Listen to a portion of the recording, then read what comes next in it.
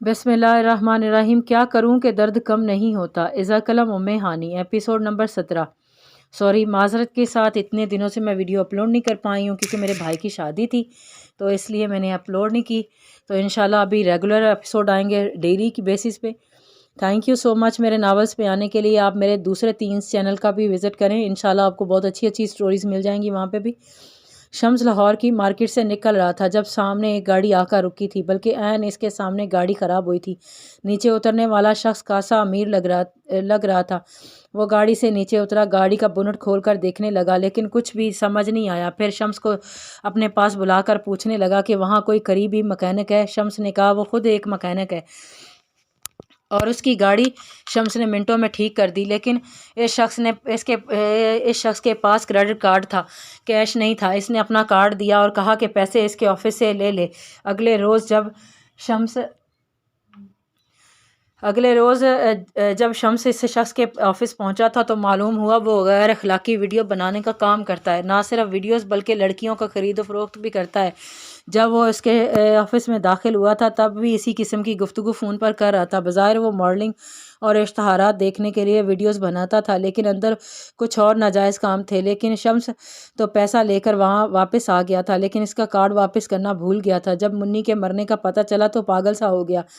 सोबिया से ऐसी नफ़रत हुई, बदले की ऐसी आग लगी कि वो शख्स जहन में आया। इसलिए सोबिया को होटल में छोड़कर इसके पास पहुंच गया और इससे कहा कि इसके पास एक लड़की है, बेसहारा है, कोई पूछने वाला नहीं है, वो इसे फ़रोख्त करना चाहता है। वो लोग पहले ही इसी ही तलाश में लगे रहते हैं, इसलिए मान गया। पैसे लेकर शम्स अपने गाँव में ही गया था, लेकिन घर के दरवाज़ा खुला हुआ था। पूरा घर मट्टी से अटा पड़ा था, वीरानी का बसेरा था, पूरा घर खाली था। मुन्नी का कमरा खोलते ही फूट फूट कर रोने लगा। माँ भी घर पर कहीं नज़र नहीं आई थी। चंद मोहल्ले वालों से पूछा तो उन्होंने शम्स को नागवारी से देखकर रुख बदल लिया था। बदनाम तो वो भी हो चुका था। फिर किसी से पता चला कि मुन्नी की कब्र पर ही उसकी माँ नज़र आती है या फिर बाहर सड़कों पर। जब वो कब्रिस्तान में गया तो माँ फटे कपड़ों में मुन्नी की कब्र पर बैठी रो रही थी। मुन्नी उठ ना, मुन्नी तेरी माँ भी बर्बाद हो गई। मुन्नी। शम्स भाग कर माँ के पास पहुंचा था, माँ के साथ लगकर रोने लगा, लेकिन उन्होंने इसे दूर धकेला था। दफ़ा हो जाओ, यहाँ से निकल जा शम्स, मार गया तू मेरे लिए। उनकी आंखों में नफरत ही नफरत थी। अम्मी, मुन्नी को क्या हो गया? मैं छोड़ूंगा नहीं कमाले को, उसके टुकड़े कर दूंगा। वो इश्तिहाल से रोते हुए बोला था। तू करेगा इसके टुकड़े? तू आथू। इसकी माँ ने बेटे के मुंह पर थूका था। वो शस्त्र सा रह गया था अपनी माँ के रवैये पर। उसकी बहन को लेकर गया था ना तूने भी वही किया ना जो इसने किया था। मोहब्बत की थी तूने इस लड़की से, ये थी तेरी मोहब्बत जो ना इसे इज्जत दे सकी ना तुझे सोबिया अच्छी लगती थी। तू मुझसे कहता, एक बार कहकर देखता, मैं पैरों में गिर कर भी तेरे लिए रिश्ता मांग लेती, लेकिन नहीं, तूने जग रसवाई की कर डाली। अब कहाँ छोड़ आया है इसे तू? उसकी गुस्से से इसका गिरेबान पकड़ते हुए इससे पूछने लगी, भाड़ में जाए सोबिया और उसकी मोहब्बत। मेरी बहन मेरी मुन्नी को बर्बाद कर दिया इसके सुअर के बच्चे कमाले ने। शम्स ने झटके से अपना गिरेबान छुड़वा कर कहा, नहीं, इसने नहीं शम्स, तेरी हवस ने। तूने गलत निगाह डाली थी इसकी बहन पर। तूने ही इसे सुनहरे ख्वाब दिखाए होंगे, जभी तो वो तेरे साथ गई। तुझे उसकी मुन्नी का ख्याल नहीं आया? तूने ये कैसे सोच लिया कि कमाले की बहन को ले जाएगा तो वो तेरी बहन को छोड़ देगा? अब तेरी गैरत जाग गई है। कहाँ अब वो लड़की जिसकी खातिर है तूने अपने साथ साथ हमें भी कहीं का नहीं छोड़ दिया? मैंने इसे तलाक दे दी। इसके साथ तो मैं वो करके आया हूँ कि रूह कांप जाएगी जब बाप बेटे को पता चलेगा। वो तैश और इश्तियाल में बोल गया था। फिर इसे बर्बाद कराया। शम्स, तुझे मुन्नी का सुनकर खौफ नहीं आया कि तेरे जुल्म का हिसाब पहले मेरी मासूम बच्ची ने दिया और कल रात मैंने? ये सुनकर शम्स की हालत गैर हुई थी। हाँ तो कर जुल्म और ज्यादती, तेरी माँ है ना तेरी हवस पर अपने आप को पेश करने के लिए। वो रोते हुए बेबसी से बोली, शम्स को किसी जुल्मत की खाई में गिरा गया हो तो उसका सौदा करके आया है किसी से, और देख रात को तेरी माँ बेकीमत हो गई इसी कब्रिस्तान में। शम्स किंग सा रह गया था। तुझे बेटा कहते हुए मुझे शर्म आती है शम्स। काश तू मर जाता, काश तू मर जाए शम्स।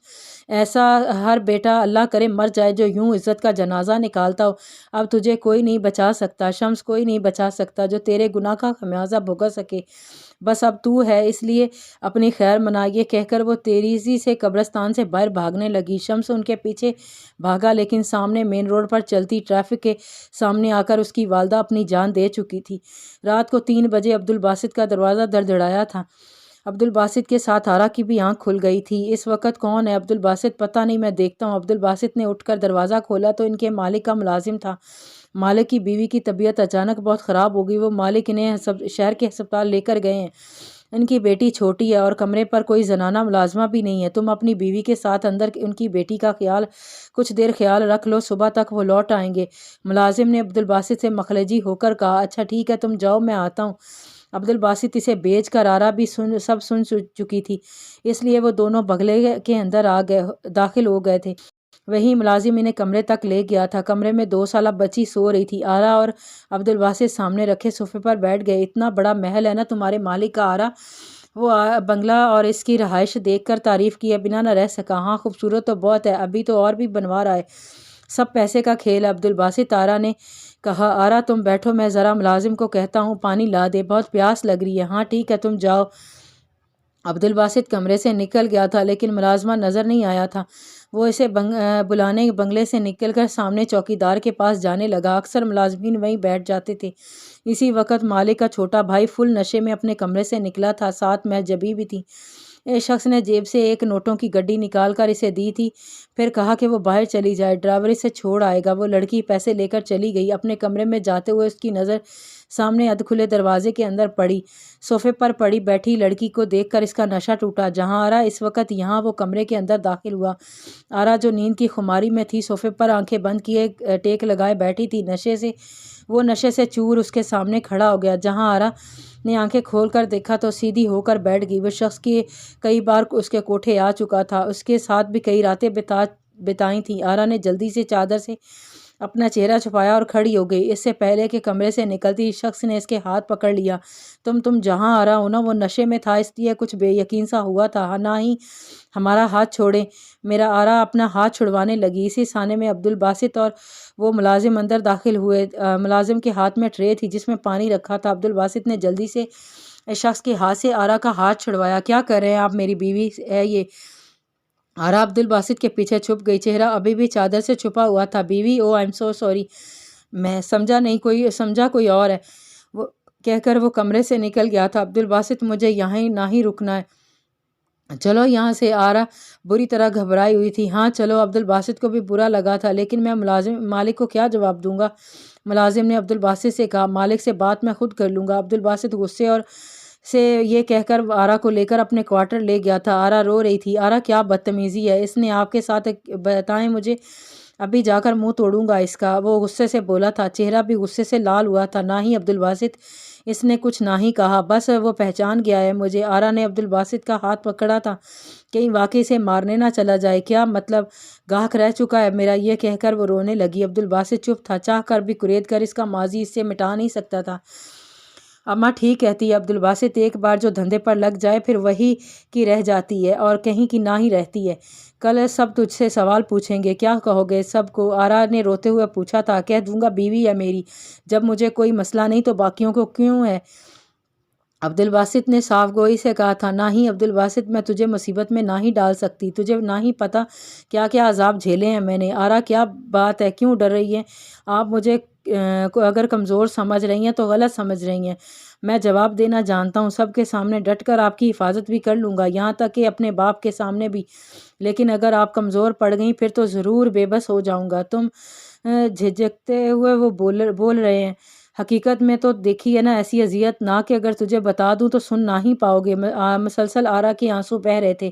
بتائیں مجھے ایسی کیا بات ہے جو میں سن نہیں سکتا؟ تجھے یاد ہے جب تو چائے پر نہ ہی آیا تھا؟ ہاں، اماں نے مجھے ساڑی پہننے کو کہا، اچھے سے تیار ہونے کو کہا، کیونکہ میرا گاہک ایک سرکاری آفیسر تھا، اس کی گاڑی آئی تھی مجھے لینے، بڑی عمر کا تھا وہ، پر تھا پیارا۔ جب میں اپنے کمرے میں گئی تو کافی دیر سگریٹ پیتا ہوا مجھے دیکھتا رہا، میرے چہرے کے ایک ایک نقش کی تعریف بھی بہت کی، مجھ سے خوش بھی بہت ہوا، پیسے بھی دگنے دیے، پھر کہنے لگا تمہارا نشہ چڑھ گیا ہے مجھ پر، جب بھی میں لاہور آیا تجھے ہی بلاؤں گا۔ واپسی پر مجھے اماں لینے ہوٹل پہنچی، لیکن کمرے میں آئی تو اس شخص کو دیکھ کر پتھر کی ہو گئی۔ وہ شخص کبھی میری ماں کا گاہک رہ چکا تھا۔ ہنس کر کہنے لگا، جہانے مجھے نہیں پتا تھا کہ تم سے بھی ملاقات ہو جائے گی، آؤ۔ اس نے اماں کو بیٹھنے کا اشارہ کیا، لیکن وہ نہ ہی بیٹھیں، بس پتھر بنی اسے دیکھتی رہیں، لیکن وہ ضرور بولتا رہا، تیری بیٹی تو تجھ سے بھی زیادہ حسین ہے جہانے، میں نے اتنی حسین لڑکی پہلے نہیں دیکھی تھی، جادو سا کر دیا اس نے ایک ہی رات میں۔ جب بھی میں لاہور آؤں گا اسی کو بھیجنا میرے پاس، 3 گنا رقم دوں گا۔ اپنی آنکھ بڑی کمینگی سے اس نے مار کر اماں سے کہا، لیکن بھی مجھے بھی بڑی تیز نظر سے دیکھا تھا، پتہ ہوتا کہ تو ہے آفیسر تو آرا کو کبھی نہ ہی بھیجتی تیرے پاس۔ اماں رنجیدگی سے بولی، لیکن اماں کی بات پر جتنا وہ آفیسر حیران ہوا اتنی میں بھی تھی۔ وہ کہنے لگا، کاہے نہ ہی بھیجو گی آرا اسے؟ پتہ ہے اماں نے کیا کہا؟ آرا نے عبدالباسط کی طرف دیکھا، ایک کرب تھا آرا کے چہرے پر، ایک اذیت۔ کیا؟ اماں نے کہا کہ یہ بیٹی ہے تیری۔ یہ کہہ کر پہلے تو آرا خوب ہنسی، پھر پھوٹ پھوٹ کر روئی۔ عبدالباسط ایسے تھا جیسے پتھر کا ہو گیا، سن کر پتھر کا ہو گیا ہو۔ پتہ ہے عبدالباسط اس شخص کی بولتی بند ہو گئی تھی، پھر غصے سے بولا، جہانے تو جھوٹ کہہ رہی ہے۔ اماں نے قسم کھا لی۔ وہ ایسے تھا جیسے کیا کر بیٹھے گا خود کو، مجھے دوبارہ دیکھ نہ ہی پایا تھا۔ تکلیف تو مجھے بھی بہت ہوئی عبدالباسط، اپنے باپ سے ایسی ملاقات تو کبھی نہ ہی سوچی تھی آرا نے۔ مجھے لگا کہ طوائفہ صرف عورت ہے، دوسرا کوئی رشتہ نہ ہی ہوتا اس کا، اور اس کے پاس آنے والا صرف مرد، جنگل کے جانور۔ ایسی زندگی ہے ہماری جیسے ان کے اندر کوئی ماں بیٹی بہن نہیں نہ ہی ہوئی، صرف جنس ہوتی ہے۔ ایسے ہی ہمارے پاس بھی باپ بھائی بیٹا نہ ہی ہوتا ہے، بس جنس ہوتی ہے۔ دل تو میرا بہت پھٹا تھا، دل چاہا سامنے شخص کا گریبان ہی پھاڑ ڈالوں۔ اماں بھی روئی تھی، مجھ سے نظریں نہ ہی ملا پا رہی تھی، روتے ہوئے گھر پہنچی تھی۔ وہ آفیسر پولیس والا تھا، مجھے لگا بھول بھال جائے گا، لیکن وہ سالہ حرامی غیرت مند نکلا۔ اگلے دن اخبار میں خبر آئی کہ اس نے ہوٹل کی کھڑکی سے کود کر جان دے دی تھی۔ اماں یہ سن کر بڑا روئی تھی، پر میں بہت خوش تھی کہ اچھا ہوا مر گیا کمبخت، اگر وہ مجھے دوبارہ بلا لیتا تو میں مر جاتی۔ یہ تو میرے ساتھ ہوا ہے، پتہ نہ ہی مجھ جیسی کتنیوں کے ساتھ ہوا ہوگا۔ جو عذاب میں سہ رہی ہوں نہ ہی سہ سکتا۔ اگر تو خود سے پیچھے ہٹا تو میری محبت پر اعتبار اٹھ جائے گا، بہتر ہے کہ میں پیچھے ہٹ جاؤں۔ بس اتنا ہی بھروسہ ہے آرا، میں پکی آپ کی تکلیف کو سمجھ سکتا ہوں۔ آپ کو کیا لگتا ہے یہ سب کوٹھے تک محدود ہے، یا ہوس کا نشہ صرف عورت بنتی ہے؟ نہیں، کم عمر لڑکے بھی بنتے ہیں، اور جانتی ہیں کہاں؟ عبدالباسط یوں کہہ رہا تھا جیسے آرا کی اذیت خود پر بیتی ہو۔ کہاں؟ مدارس میں۔ آرا کی حیرت کی آنکھیں پھٹی تھی۔ دن رات حفظ کرتے بچے جو گاؤں قصبوں سے آ کر مدارس میں ہی رہائش رکھتے ہیں، وہ کئی مولویوں کی ہوس کا نشانہ بنتے ہیں، لیکن انہیں ڈرا دھمکا کر چپ کروا دیا جاتا ہے۔ اس طرح کے واقعات زیادہ تر منظر عام پر نہیں آتے۔ ان کی 2 وجوہات ہیں، ایک تو ہمارے ملک میں مبلغ اور مدارس کے اساتذہ بااثر ہوتے ہیں، اور دوسرا جنسی استحصال پر بات کرنا شجرہ ممنوع سمجھا جاتا ہے۔ کئی بار قرآن پڑھنے والی بچیوں کے ساتھ بدتمیزی کی جاتی ہے، اور گھر والے سمجھتے ہیں مولوی صاحب ہیں، دیندار ہیں، اس لیے بچے محفوظ ہیں۔ بچے صرف تب تک محفوظ ہیں جب تک نظروں کے سامنے ہیں۔ نہیں عبدالباسط، میں نہ ہی مانتی، اللہ کا کلام پڑھنے پڑھانے والے ایسا نہ ہی کر سکتے۔ آرا بے یقین تھی۔ میرے ساتھ ہوا ہے آرا؟ یہ سن کر آرا شستر سی رہ گئی تھی۔ عبدالباسط کے ضبط سے ہونٹ کپ کپائے تھے، جیسے کسی اذیت سے گزر رہا ہو۔ 15 پارے میں نے آرام سے حفظ کیے، لیکن 16 نہیں کر پایا۔ جانتی ہو کیوں؟ کیونکہ میرا استاد رات مجھے کمرے میں بلا لیتا تھا، اور پھر تکلیف کے مارے جب میں چیختا تو میرے منہ پر رومال ٹھونس دیتا تاکہ میری آواز کوئی سن نہ لے۔ اس وقت میری عمر اتنی زیادہ نہیں تھی۔ رات گزار کر صبح مجھ سے کہتا کہ کسی کو بتایا تو اتنے ڈنڈے ماروں گا کہ جسم نیلا کر دوں گا۔ میں نے بہت دفعہ ابا کو دبے لفظوں سے کہا تھا مجھے مدارس نہیں رہنا، پر میری نہیں سنی، لیکن پھر نے ایک دن اس مولوی کو اسی کی ڈنڈے سے خوب مارا اور شور مچا دیا کہ یہ میرے ساتھ یہ سب کرتا ہے۔ ابا نے مجھے بہت مارا، میں نہ ہی پڑھنے کا بہانے یہ الزام لگا رہا ہوں۔ میں نے ابا کی بہت مار کھائی، لیکن مدرسے کا رخ نہیں کیا تھا۔ ابا کو میری بات پر یقین اس وقت آیا جب ایک کمسن بچہ اس مولوی کی وجہ سے مر گیا۔ پھر شور اٹھا، کیس ہوا۔ ابا اس وقت میرے سامنے نظریں نہیں اٹھا پائے تھے، لیکن اس کے بعد جب بھی میں نے 16واں پارہ حفظ کرنا چاہا، میرے سامنے وہ سب آنے لگتا جو میرے ساتھ ہوا۔ ایک اذیت سی آن گھیرتی تھی مجھے۔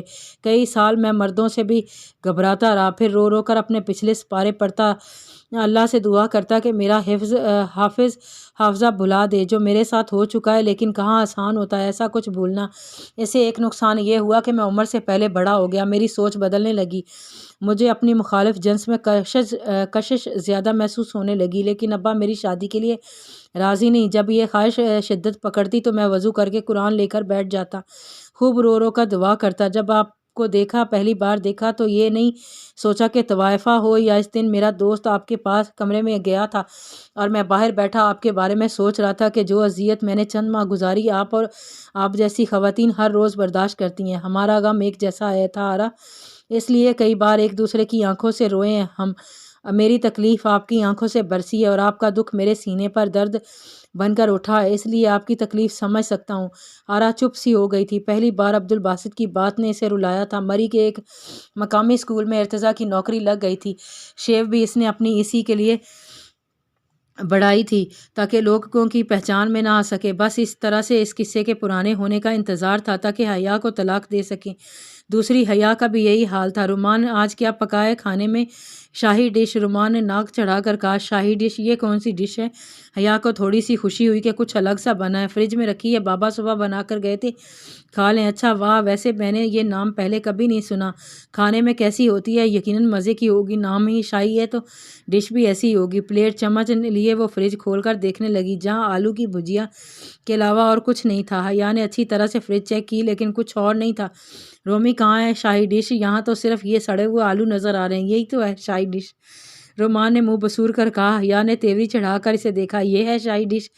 آلو؟ جی، ہمارے گھر میں اس کا یہی نام ہے، کیونکہ ہفتے میں 2 سے 3 بار بن جاتے ہیں۔ میں تو نہیں کھاؤں کرنے دن سے میں ہوٹلنگ نہیں کی ہے، جب سے آئی ہوں۔ تمہارے بابا نے پکوڑے اور دال سبزیوں کے علاوہ کچھ نہیں بنایا۔ اچھی سزا ہے یہ، وہ رو دینے کو تھی۔ دل تو میرا بھی یہی چاہ رہا ہے، بابا بس اپنی سہولیت دیکھتے ہیں نا، پتہ ہے کہ جلدی صرف آلو کی بھجیا ہی بنے گی۔ رومی کو کچھ ٹرائی کریں؟ حیا کو بیٹھے بیٹھے کچھ نہیں سوجی تھی۔ کیا بریانی بناتے ہیں؟ تھوڑا سی، صرف میں اور تم کھائیں گے۔ حیا کی بات سن کر رومان خوش ہوا تھا۔ ٹھیک ہے، چکن فریج میں کے چاول بھی رکھے ہیں اور مسالے بھی ہیں، آتی ہے آپ کو بنانی؟ رومان نے چہ کر پوچھا۔ حیا نے مایوسی سے نفی میں سر ہلایا۔ رومان جوش و خروش بھی ماند پڑ گیا۔ چلو جی، بن گئی بریانی۔ پوچھا تو آپ نے ایسے تھا جیسے بہت بڑی کوک ہو۔ رومان کی بات پر حیا کو اچھی نہیں لگی تھی، اس لیے اس کے کندھے پر تھپتپی لگائی۔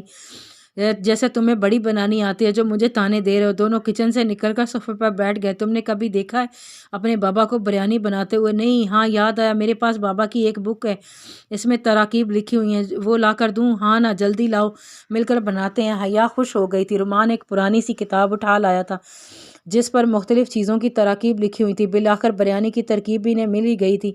دونوں یوں ہی خوش ہوئے جیسے ترکیب پڑھتے ہی بریانی تیار ہو جائے گی۔ کچن میں گھستے ہی حیا نے ایک پروفیشنل کوک کی طرح سے ساری چیزیں شیلف پر رکھنی شروع کیں، لیکن پیاز اور ٹماٹر اپنے حساب سے موٹے موٹے ہی کٹے تھے اور ادرک لہسن رومان نے پیس دیا تھا۔ چکن تو ٹھیک سے بن گیا تھا، بس اس کا پانی خشک نہیں کیا گیا تھا کیونکہ ترکیب میں لکھا نہیں تھا۔ مسالے کافی پتلا سا تھا۔ سب سے مشکل مرحلہ چاولوں کا تھا۔ رومان نے نہانے کا بہانہ کر کے جا چکا تھا اور حیا کو لگا کہ چاول تو کوئی مسئلہ ہی نہیں ہے۔ چاول ابالنے رکھ، اس کو شدت کی گرمی لگی تھی، کب سے کچن میں کام کر رہی تھی، اس لیے ہلکی آنچ کر کے نہانے چلی گئی۔ آدھے گھنٹے بعد چاولوں کا ابل کر حلوہ سا بن گیا تھا۔ اب کتاب میں آگے یہ بھی نہیں لکھا تھا کہ چاولوں کا پانی بھی نکالنا ہے یا نہیں، پھر چکن ڈال کر دم دینا ہے۔ لکھنے والے کو تو شاید یہ سب پتہ، اس لیے اس نے لکھنا ضروری نہیں سمجھا، لیکن بنانے والا بالکل انجان تھا، اس لیے پانی سمیت چاول چکن میں ڈالے اور اپنی طرف سے ہلکی آنچ پر دم دے دیا۔ خوش شلوار قمیض پہنی تھی جو ارتضیٰ لے کر آیا تھا، لیکن دوپٹے کو ہاتھ نہیں لگایا تھا۔ رومان کے کمرے میں وہ بال بنانے لگی۔ رومان بھی نہا کر نکل چکا تھا۔ ممی، بن گئی بریانی؟ پھر ممی؟ تمہیں شرم نہیں آتی مجھے ممی کہتے ہو؟ اگر اب کہا تو؟ حیا نے غصے سے گھورا۔ تو کیا کریں گی؟ تمہیں بتاؤں گی ممی ہوتی کیسی ہے، بلکہ ستیلی ماں ہوتی کیسی ہے، بہت ماروں گی تجھے میں۔ جاؤ، جا کر سلاد بناؤ، بریانی کے ساتھ بہت مزے کا لگتا ہے۔ رومان کچن میں چلا گیا۔ حیا بال بنا کر جب تک کچن میں آئی تب تک باہر کا دروازہ کھلا تھا۔ ارتضیٰ روٹیاں لے کر آیا تھا۔ رومی، یہ روٹیاں پکڑو اور کھانا گرم کرو، جلدی سے، بھوک لگی ہے۔ بابا، آج ممی نے بریانی بنائی ہے تو وہی کھاؤں گا۔ رومان کی بات پر برجستہ ارتضیٰ کی نظر حیا پر اٹھی تھی۔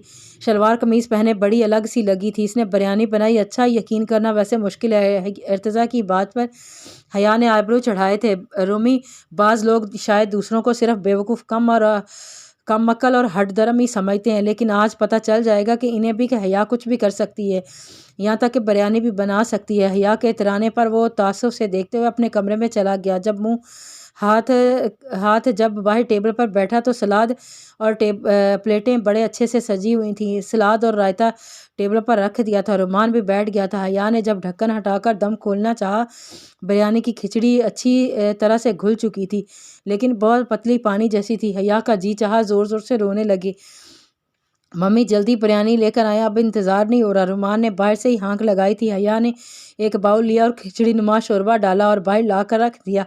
ये देखकर रुमान की आंखें फटी थी। अलबत्ता इर्तिज़ा का कहका गूंजा था, वाह क्या शानदार बिरयानी बनाई है ना रुमान, तुम्हारी मम्मी ने। इस बार भी साबित कर दिया वो हया है कि बेवकूफ़ों कम अक्ल और हड हराम नहीं है, बल्कि कुछ और भी कर सकती है। बिरयानी का ये रंग रूप मैंने पहली बार देखा। इर्तिज़ा ने बाउल में चमचा डालकर भर कर चाय की तरह बाउल में फेंटा था। हया रोनी सूरत बनाकर वहीं खड़ी थी। आइए ना बेगम साहबा, तशरीफ़ रखिए, ये कॉन्टिनेंटल डिश की इब्तदा अपने हाथों से करें। इर्तिज़ा ने अपने बराबर वाली कुर्सी खींच कर हया को बैठने की दावत दी और शर्मिंदा सी बैठ गई। रुमान का मुंह बना हुआ था, कब से बिरयानी के ख्वाब देख रहा था और सामने कुछ अजीब सी चीज़ आई थी। रोमी बेटा, ये जो सीधी सी प्लेटें में तुम्हारी मम्मी के हाथ की बनी हुई बिरयानी नहीं आ सकती, जाओ किचन से प्यालियाँ लेकर आओ। रुमान ने प्यालियाँ सामने रखी। इर्तिज़ा ने पूरी प्याली भरकर हया के सामने रखी थी। हया का रोने वाला चेहरा देखकर रुमान ने भी मुरवतन अपनी प्याली में डाल ली। इर्तिज़ा अपने लिए कुछ नहीं डाला था, बल्कि हया की प्याली से ही चम्मच भरकर हया से पूछा, ऐसी नायाब चीज़ मैंने तो आज तक नहीं खाई, तुम ज़रा बताओ इसे खाना है या पीना है। बड़ी मासूम सी शक्ल बनाकर इर्तिज़ा ने इससे पूछा था। अंदाज तो मस्करा उड़ाने वाला था, मगर जवाब रोमी ने दिया था, कनौर सूप नूडल्स हैं बाबा, खाओ पियो। रोमी का तंज सुनकर वो रोने लगी थी। उठकर रुमान के कमरे में चली गई। ये भी अपने बाबा का चमचा है पूरा, कैसे बदला है, पूरा दिन मेरे आगे पीछे होता है और अब इसमें मेरा क्या कसूर था। वो ख़राब हो गई, मैंने तो मेहनत की थी ना। लेकिन नहीं, सबको बस ख़राब बनानी चीज़ नज़र आती है, दूसरों की मेहनत नज़र नहीं आती। वो रोते हुए सोच रही थी। बाहर इर्तिज़ा ने रुमान से कहा, जाओ अपनी शाही डिश ही गर्म करके लाओ, भूख लग गई है मुझे। रुमान ने आलू की भुजिया गर्म करके इर्तिज़ा के सामने रख दी। बाबा आप प्लीज़ कुछ अच्छा सा बना देना, थोड़ा सा इन्हें कि जब मैं और तुम खा सकते हैं तो वो भी खा सकती हैं। प्लीज़ बाबा, प्लीज़ खाना खा कर बिरयानी बना दें, थोड़ी मुझे भी खानी है।